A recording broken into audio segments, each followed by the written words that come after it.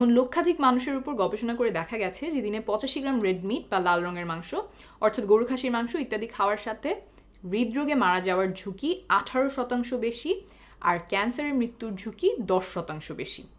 আরেকটা গবেষণায় দেখা গেছে যে ডায়াবেটিসের ঝুঁকি 12% বেশি। যত বেশি পরিমাণে লাল মাংসগুলো খাওয়া হয়েছে ঝুঁকি তত বেড়েছে।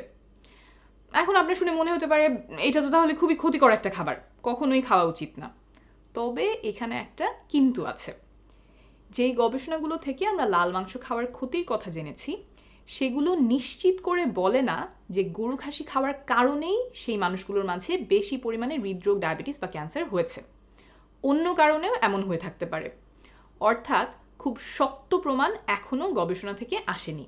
তাই এইসব গবেষণার ভিত্তিতে স্বাস্থ্য সংস্থাগুলো যেমন WHO, NHS, American heart association গরু বা খাসির মাংস খাওয়া একেবারে বাদ দিতে বলে না, পরিমাণটা কমিয়ে আনতে বলে।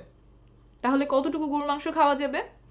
যুক্তরাজ্যে আমরা পরামর্শ দিই দিনে 90 গ্রামের বেশি খেলে তা 70 গ্রামে কমিয়ে আনতে। অর্থাৎ 1 কেজি গরুর মাংস রান্না করলে যদি 5 জনের ফ্যামিলি হয় তাহলে সব একদিনে শেষ করা যাবে না। 3 দিন ধরে একবেলা করে খেলে এক একজনের মোটামুটি দিনে 60-70 গ্রাম গরুর মাংস খাওয়া হবে। আর গরুর সাথে যদি খাসি খাওয়া হয় সেটাও এই হিসেবে ধরতে হবে। কিভাবে রান্না করলে ক্যান্সারের ঝুঁকি বাড়ে আর কিভাবে রান্না করলে ক্যান্সারের ঝুঁকি কমে, এইটা গুরুত্বপূর্ণ।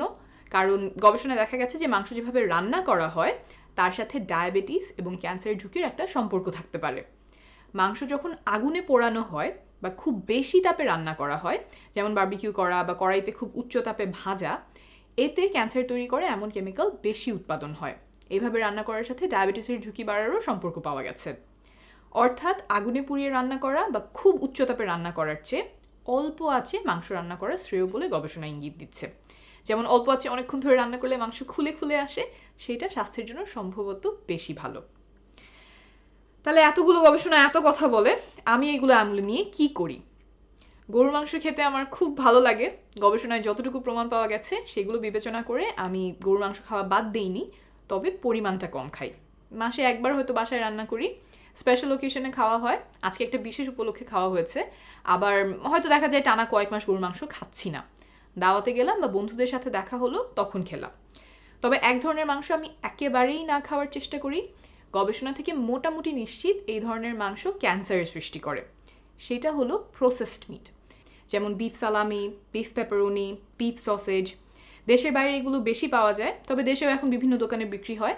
অনেক জায়গায় কোল্ড কাট বলে, যেগুলো লবণ দিয়ে বা অন্যান্যভাবে প্রক্রিয়াজাত করা হয়। এগুলো খাওয়ার সাথে হার্টের রোগ, ডায়াবেটিস এবং ক্যান্সারের ঝুঁকি তুলনামূলকভাবে বেশি দেখা গেছে। আর 2015 সালে